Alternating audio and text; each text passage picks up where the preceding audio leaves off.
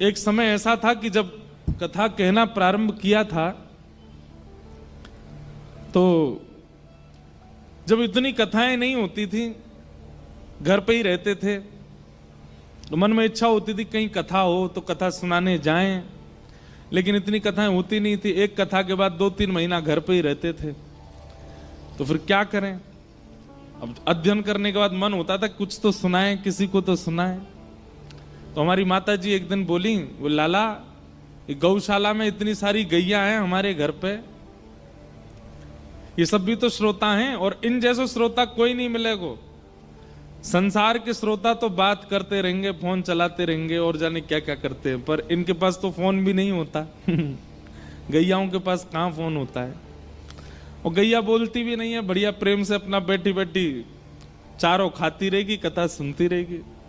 तो हम सुबह सुबह जाते थे अपनी गौशाला में, गायों को कथा सुनाते थे। 4 बजे जाते थे, 4:30 बजे करीब गैया, चारों तरफ गैया, बीच में तखत लगा के, व्यास मंच बना के और भागवत जी पधरा के, पर गैयाओं को ही कथा सुनाते थे। और ये क्रम बहुत दिनों तक किया। आज उन्हीं गैया की कृपा है कि हम अब हर दिन ठाकुर जी की कथा कहने कहीं ना कहीं जाते हैं। लेकिन आज भी याद आता है, उन जैसा श्रोता हमको मिला नहीं।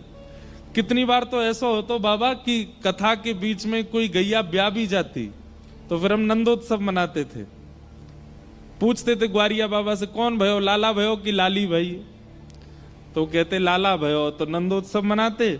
और कोई गैया की अगर लाली होती तो फिर राधाष्टमी महोत्सव मनाते।